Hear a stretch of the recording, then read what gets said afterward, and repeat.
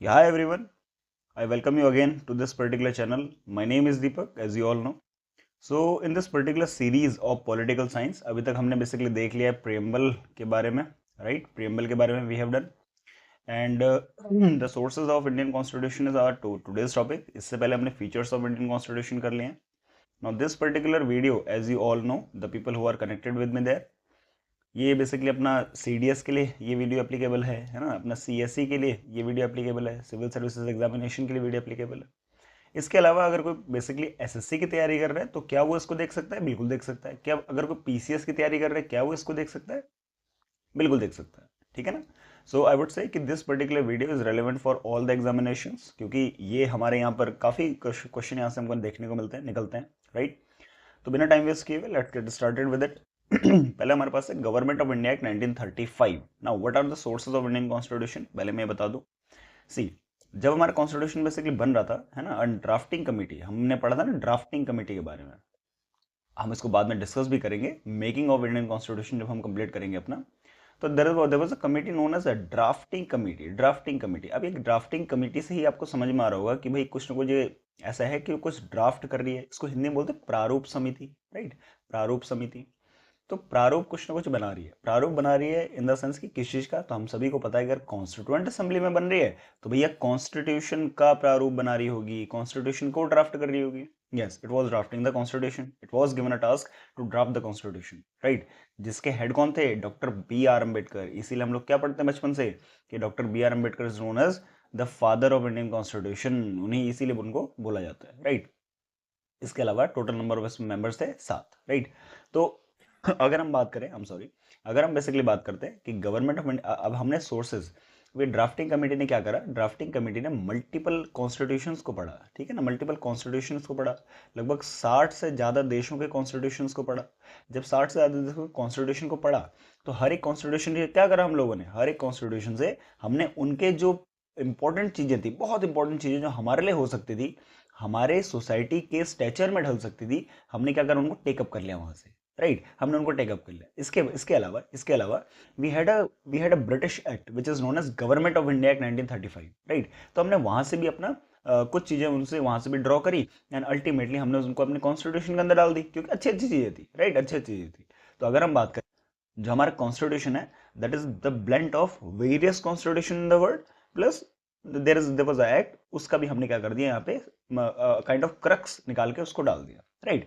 तो देखिए शुरू करते हैं कि कौन कौन से प्रोविजन किस किस देश से लिए गए हैं, कौन कौन से प्रोविजन किस कंट्री से और किस एक्ट से बेसिकली लिए गए हैं, इनको हम लोग डिस्कस कर लेते हैं। And I am damn sure कि यहाँ से आपका क्वेश्चन कहीं ना कहीं बनेगा। जो क्वेश्चन प्रीवियस ईयर में बन भी चुके हैं, वेरियस PCS में पूछ चुका है, कई बार CDS में पूछ चुका है, NDA में आपको ऐसे क्वेश्चन देखने को मिलेंगे, CAPF में ऐसे क्वेश्चन देखने को मिलेंगे, और कई बार UPSC सिविल सर्विसेज एग्जामिनेशन में भी ऐसे क्वेश्चन वो पूछ चुका है।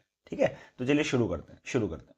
पहले हमारे पास है the government of India act 1935। 1935 का गवर्नमेंट ऑफ इंडिया एक्ट, यहाँ से कौन कौन सी चीजें ली गई हैं, पहले आपको इसमें याद रखना है फेडरल स्कीम हमारे पास है। फेडरल स्कीम का मतलब क्या है कि राज्य और केंद्र, जो आपका यूनियन है और स्टेट है, आई एम सॉरी, हाँ, तो यूनियन और स्टेट है, वो बेसिकली क्या करेंगे, साथ मिलकर काम करेंगे। और किस तरीके से काम करेंगे ये हमको कौन बताता है, ये हमको बताता है सेवंथ शेड्यूल। सेवंथ शेड्यूल बताता है। सेवंथ शेड्यूल में वी हैव थ्री लिस्ट। हम जब शेड्यूल करेंगे, आई थिंक मैंने यहाँ पर वो वीडियो बनाई है, ओके।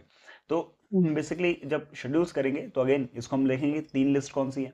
लेकिन अगर हम बात करें फेडरल स्कीम के बारे में, तो फेडरल स्कीम हमने कहाँ से ली है, फेडरल स्कीम हमने ली है गवर्नमेंट ऑफ इंडिया एक्ट 1935 से। इसके अलावा हमको पता है कि हमारे देश के अंदर हर एक राज्य में, हर एक स्टेट के अंदर क्या होता है, गवर्नर होता है।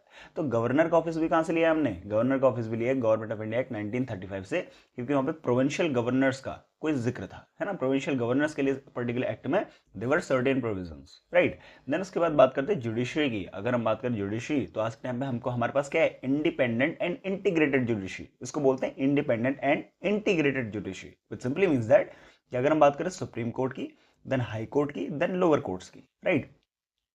तो ये क्या है, ये आपकी इंटीग्रेटेड जुडिशरी है। That supreme court is at apex, ठीक है, सबसे ऊपर बैठा हुआ है, and he gives direction to the lower judiciaries, right. तो ये साथ मिलकर काम कर रहे हैं, देन अगेन इसको क्या बोलते हैं हम लोग, इंटीग्रेटेड जुडिशरी। तो जुडिशरी के अगर हम मामले डिस्कस करें, तो अभी हमारे जो चीफ जस्टिस ऑफ इंडिया है doctor sorry mister justice V.R. Gavai, तो उनके ऊपर जो अभी जिस तरीके से ट्रीट हुआ, है ना, जो जूता बेसिकली उनके ऊपर फेंका गया, विच इज़ अल्टीमेटली कंडमनेबल, है ना, जिसके हमको बेसिकली कम से कम शर्म आनी चाहिए उन सारे लोगों को जो उनको बेसिकली सपोर्ट कर रहे हैं जूता फेंकने वालों को, राइट। तो उन्होंने बी आर गवई के ऊपर जूता नहीं फेंका है, उन्होंने फेंका है चीफ जस्टिस ऑफ इंडिया की कुर्सी के ऊपर जूता, राइट। एंड अल्टीमेटली हमारे कॉन्स्टिट्यूशन की अवेलना हुई है, कॉन्स्टिट्यूशन की बेसिकली बेइज्जती हुई है, राइट। तो इन सब चीज़ों से हमको बचना चाहिए एंड अल्टीमेटली हमारे जो कॉन्स्टिट्यूशन के आइडियल्स हैं उनको कम से कम अपने दिमाग में रखना चाहिए and they should prevail, right, they should be prevailing.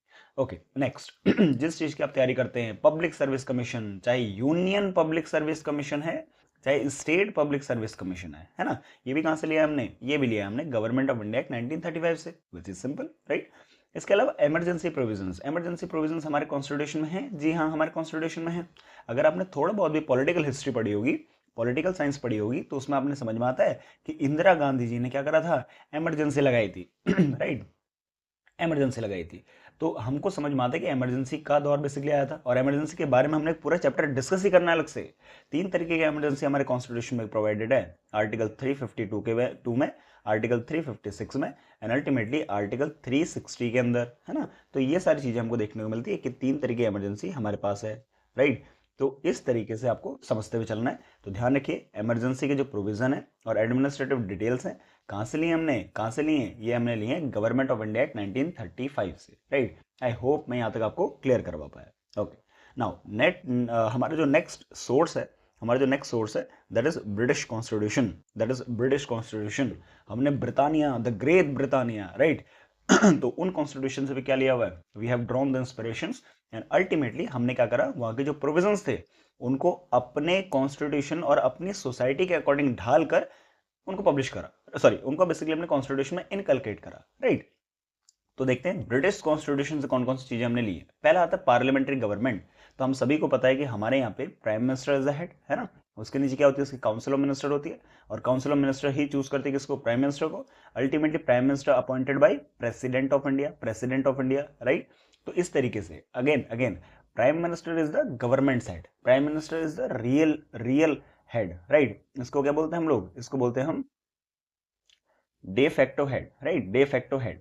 तो आप सभी ने पढ़ा होगा de facto and de jure, है ना, रियल हेड जिसको हम बोलते हैं। Ultimately parliamentary government against the presidential system which prevails there in which is there in USA, right, and many more countries। तो हमारे देश में क्या है, पार्लियामेंट्री गवर्नमेंट है और ये प्रोविजन कहां से लिया है जी हमने, ये लिया है हमने ब्रिटिश कॉन्स्टिट्यूशन से। Then rule of law, article 14 rule of law, है ना, कानून का शासन, A.V. डाइसी के द्वारा इसको दिया गया था, A.V. डाइसी जी के द्वारा इसको दिया गया था।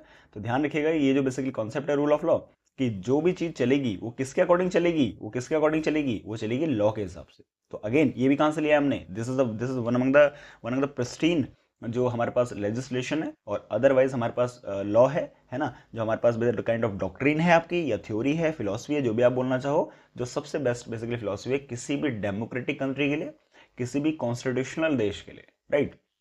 Okay, then the legislative procedure का सिंपल मतलब ये है आपके पार्लियामेंट किस तरीके से काम करेगी, पार्लियामेंट के अंदर लेजिस्लेशन किस तरीके से होगा, कानून किस तरीके से बनेंगे, कैबिनेट का काम क्या होगा, काउंसिल ऑफ मिनिस्टर्स क्या काम करेंगे। तो ये पूरी प्रोसीजर्स है ना वो लिए गए कहां से, ब्रिटिश कॉन्स्टिट्यूशन से। We have drawn those procedures from British constitution only and later on we inculcated into our constitution, right. Again हमने अपने तरीके से ढाला, है ना, ऐसा नहीं कि डायरेक्टली दूसरे कॉन्स्टिट्यूशन कॉपी कर दिए, जो हमारे कॉन्स्टिट्यूशन में क्रिटिसिज्म होते हैं हमारे कॉन्स्टिट्यूशन के ऊपर कि डायरेक्ट कॉपी है, ऐसा है वैसा, ऐसा नहीं है ना। हमने उनको मोल्ड करा, हमने उनको चेंज करा, राइट, अपने सिचुएशन के according, right. Okay, British constitution से फिर हमने जो चीज़ ली है उसको बोलते हैं सिंगल सिटीजनशिप, एक हरी नागरिकता। हमें पता है कि हमारे देश में अगर हम बात करें तो हम एक कंट्री के अंदर रहते हैं, यहाँ पे मल्टीपल स्टेट्स भी है, वी हैव मल्टीपल स्टेट्स। तो हम अगर बात करें हम क्या बोलते हैं, हम बोलते हैं हम भारत के नागरिक हैं, ना कि यूपी के, ना कि बिहार के, ना कि किसी सदर्न स्टेट के, कर्नाटका के, ना कि महाराष्ट्र के, राइट। इस तरीके से हम नहीं बोलते, इसको बोलते हैं single citizenship against dual citizenship, जो आपकी कहाँ होती है, जो आपकी होती है यूएसए के अंदर। यूएसए में कितने स्टेट्स हैं, 50 स्टेट हैं, और वो 50 स्टेट्स में पहली बात उन 50 स्टेट्स में रहने वाले जो नागरिक हैं उनकी अपनी अपनी नागरिकता होगी, अपनी अपनी सिटीजनशिप होगी। दूसरी बात यह है फिर पूरे यूएस की सिटीजनशिप होगी, राइट, पूरी यूएस की सिटीजनशिप होगी, उसको बोलते हैं डुअल सिटीजनशिप, राइट। लेकिन क्या हमारे देश में ऐसा है? नहीं नहीं नहीं, हमारे देश में ऐसा नहीं है। हमारे देश में एक ही सिटीजनशिप आपको देखने को मिलेगी, that is the citizenship of the country. Country है ना, एक देश की नागरिकता आपके पास होती है, ना कि किसी राज्य की, ना कि किसी स्टेट की। Okay, next is the cabinet system. ये हम सभी को पता है कि कैबिनेट क्या होती है। कैबिनेट क्या होती है?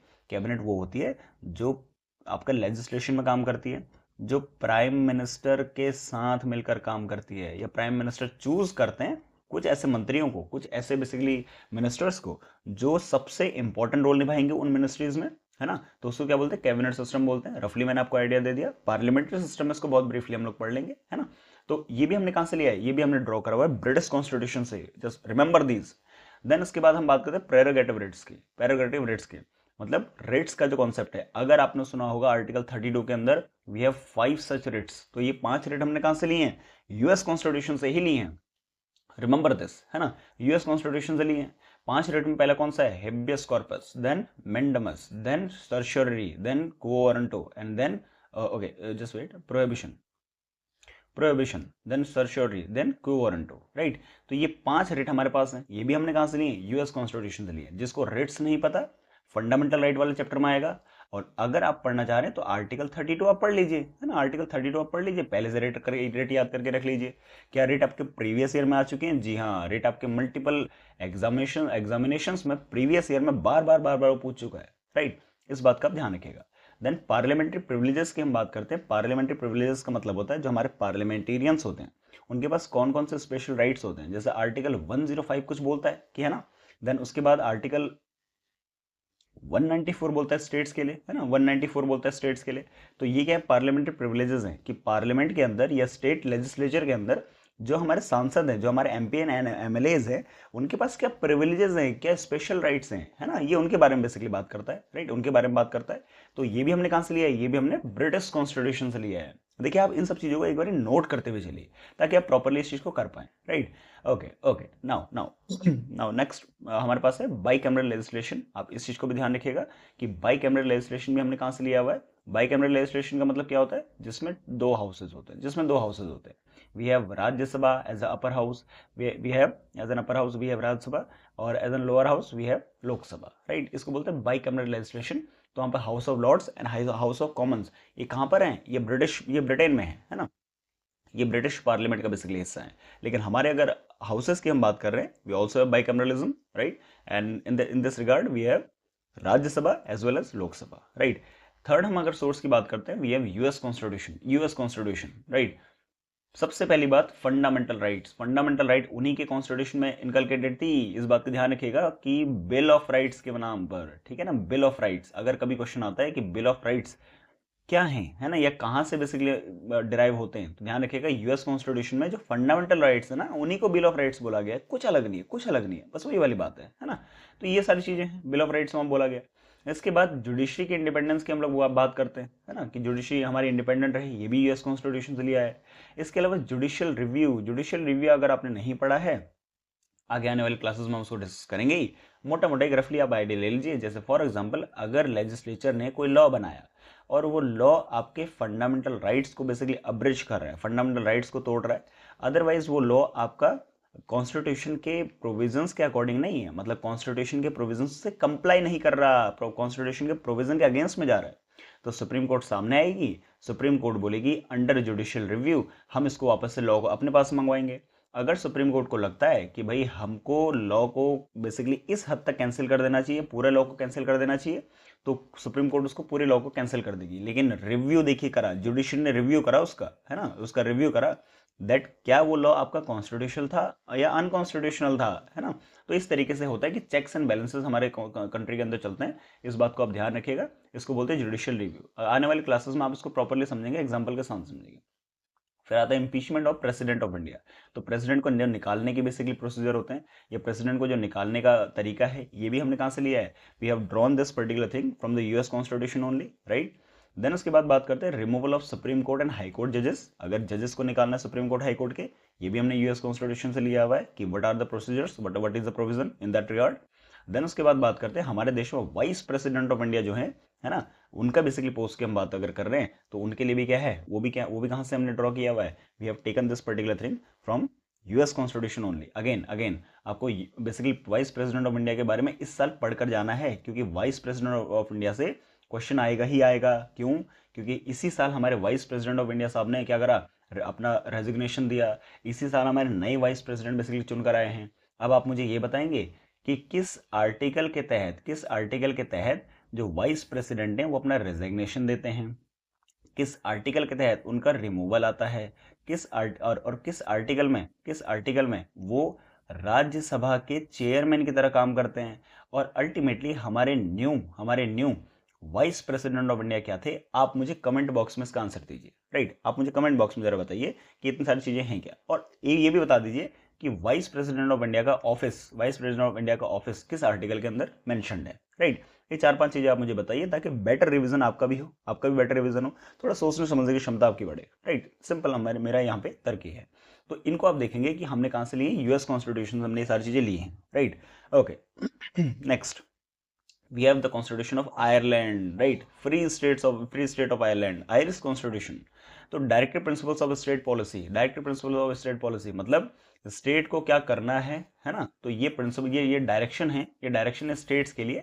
इनको बोलते हैं डीपीएसपी, है ना। कौन से आर्टिकल में आते हैं ये बताइए, कौन से पार्ट में आते हैं ये बताइए। राइट, तो इस तरीके से हमको समझना है। देन उसके बाद जो नॉमिनेशन करते हैं 12 लोगों का, कौन, हमारे प्रेसिडेंट ऑफ इंडिया हमारे राज्यसभा में। तो ये भी हमने कहां से लिया, ये प्रोसीजर ये हमने लिया आयरिश कॉन्स्टिट्यूशन से, the constitution of. Next that we have is the method of election to the president of India. President of India का जो इलेक्शन का तरीका होता है हम सभी को पता है ना। That is proportional representation, the single transferable vote system. Right, इस तरीके से आपको समझना है उसको। और अब आप मुझे बताएंगे प्रेसिडेंट ऑफ इंडिया, है ना, कौन से आर्टिकल में आते हैं, इसको मेरे को बताइए। प्रेसिडेंट ऑफ इंडिया का इम्पीचमेंट मुझे बताइए कौन से आर्टिकल के तहत होता है ना। तो ये सारी चीजें आपको रिवाइज करते हुए चलनी है। अगेन हमने कहां से लिए हैं, हमने लिए आयरिश कॉन्स्टिट्यूशन से। Okay okay, next Canadian constitution. Let's talk about Canadian constitution, the constitution of Canada. Okay, first strong centre, federation with strong centre. ये हम सभी को पता है कि हमारे देश में जो सेंट्रल गवर्नमेंट है, यूनियन गवर्नमेंट है, वो क्या स्ट्रॉन्ग है। स्टेट गवर्नमेंट थोड़ा उनसे सबऑर्डिनेशन में आते हैं, है ना, थोड़ा उनसे कमजोर। देन इसके अलावा हम सभी को पता है कि भाई हमारे पास 7 शेड्यूल थी। 7 शेड्यूल में we had 3 list, union list, state list and concurrent list, है ना। तो इसमें पावर आपकी डिवाइडेड है among centre of the state, और दोनों मिलकर जहां काम करने वाले हैं कॉन्करेंट लिस्ट है। राइट, इसके अलावा जो इन तीनों में मेंशन नहीं है उसको बोलते हैं रेसिड्यूरी पावर, और ये हमेशा सेंटर के पास रहती है, और ये हमने कहां से लिया, ये हमने लिया कनाडा से, कि residuary power will rest with the central government of India only, है ना, सेंट्रल गवर्नमेंट ओनली।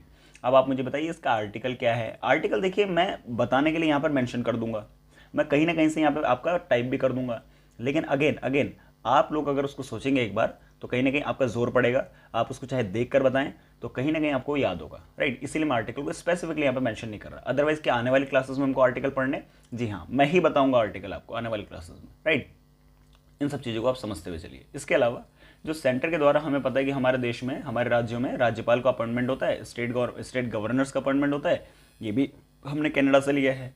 इसके अलावा सुप्रीम कोर्ट का जो ज्यूरिसडिक्शन है, एडवाइजरी ज्यूरिसडिक्शन है, आर्टिकल 143 के तहत जो हमारे सुप्रीम कोर्ट के जो चीफ जस्टिस ऑफ इंडिया हैं या दूसरे जजेस हैं जो सलाह दे सकते हैं किसको, हमारे राष्ट्रपति को, तो ये भी हमने कहाँ से लिया है, ये हमने लिया हुआ है कैनेडियन कॉन्स्टिट्यूशन से। Okay, next is the Australian constitution, है ना, ये आपको दिख रहा होगा मार्शुपियल्स। राइट, ये आपको मार्शुपियल्स दिख रहे हैं, ऑस्ट्रेलियन कॉन्स्टिट्यूशन है ना, कैंगरूज जिनको बोलते हैं।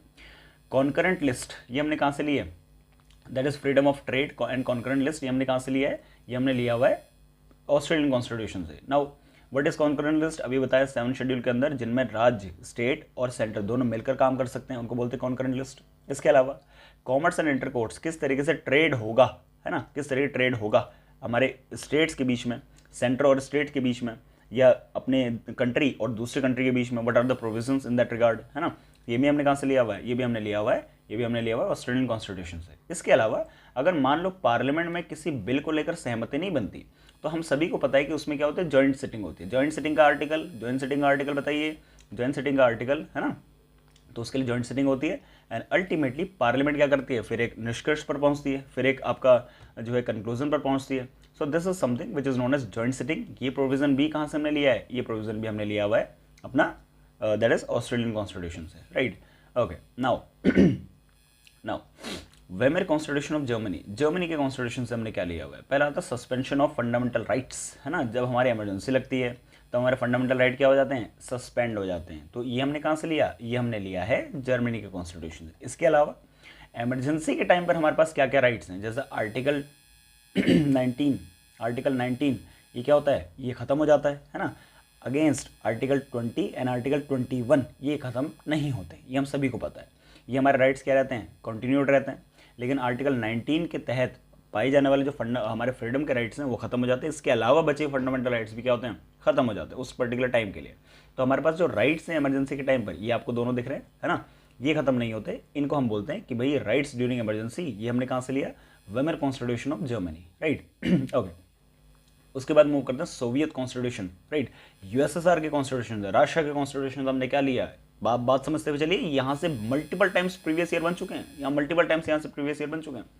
जो हमारे फंडामेंटल ड्यूटीज़ हैं, पार्ट बताइए आप मेरे को, पार्ट बताइए किस कमेटी की रिकमेंडेशन पर इनको लाया गया था, किस समिति की सलाह पर इनको जोड़ा गया था और कब जोड़ा गया था. इसके अलावा आर्टिकल मुझे बताइए, है ना. तो ये सारी चीज़ें आप एक बार मेरे को कमेंट बॉक्स में बताते हुए चलिए, है ना, ताकि आपका बेटर रिविजन हो, right. Okay, the ideals of justice, socio economic and political justice की हम बात कर रहे हैं. मतलब जो हमारे पास न्याय है, कौन सा, सामाजिक, आर्थिक और राजनीतिक न्याय, जो हमारे प्रियम्बल के अंदर भी है. और ये हमने कहाँ से लिया, ये हमने लिया सोवियत कॉन्स्टिट्यूशन से. ये हमने कहाँ से लिया, सोवियत कॉन्स्टिट्यूशन से, राइट, जब रशियन रेवोल्यूशन हुआ. ओके. देन उसके बाद बात करते हैं फ्रेंच कॉन्स्टिट्यूशन की. फ्रेंच कॉन्स्टिट्यूशन से हमने लिया, अगेन यहाँ से भी मल्टीपल टाइम प्रीवियस ईयर बन चुके हैं. इस बात का ध्यान रखिए, लिबर्टी, ठीक है, इक्वलिटी एंड फ्रेटर्निटी, ये हमने कहाँ से लिया, we have drawn this particular inspiration और this particular provision from the constitution of France, right. तो ये हमने फ्रेंच कॉन्स्टिट्यूशन से लिए जब फ्रांस में क्रांति हुई, फ्रांसीसी क्रांति हुई, फ्रेंच रेवोल्यूशन हुआ. इस बात को आपको ध्यान में रखते हुए चलना है, ओके. देन हम बात करते हैं साउथ अफ्रीकन कॉन्स्टिट्यूशन. हमने क्या लिया, साउथ अफ्रीकन कॉन्स्टिट्यूशन हमने लिया कि द प्रोसीजर ऑफ अमेंडमेंट, हमारे देश में जिस तरीके से संविधान में बदलाव होता है ना, हमारे देश में जो संविधान में अमेंडमेंट्स होते हैं उसके जो प्रोसीजर हैं वो क्या क्या चीज़ों को हमको फॉलो करते हुए चलना है, राइट. ये हमने कहाँ से लिया, साउथ अफ्रीकन कॉन्स्टिट्यूशन से लिया. इसके अलावा जो राज्यसभा में मेंबर्स का इलेक्शन होता है, राइट, राज्यसभा में उनके मेंबर्स का इलेक्शन होता है, जो एमपीज आते हैं राज्यसभा में स्टेट लेजिस्लेचर से जो इलेक्ट होकर आते हैं, ये भी हमने कहाँ से लिया प्रोसीजर, ये हमने लिया हुआ साउथ अफ्रीकन कॉन्स्टिट्यूशन से. Okay, next is the Japanese constitution, जो हमारा लास्ट हमारे पास सोर्स है.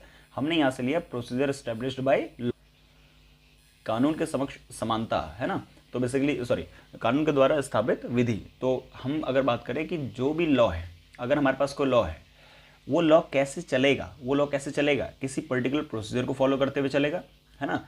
और किसी भी कॉन्स्टिट्यूशन कंट्री में ऐसा ही होना चाहिए कि लॉ जो है वो प्रोसीजर्स को फॉलो करते, राइट. तभी बेसिकली लॉ क्या कर पाएगा, प्रिवेल कर पाएगा, तभी कॉन्स्टिट्यूशन चल पाएगा. बात सिंपल है. इसी के अगेंस्ट में एक दूसरा आता है जिसको हम बोलते हैं ड्यू प्रोसेस ऑफ लॉ.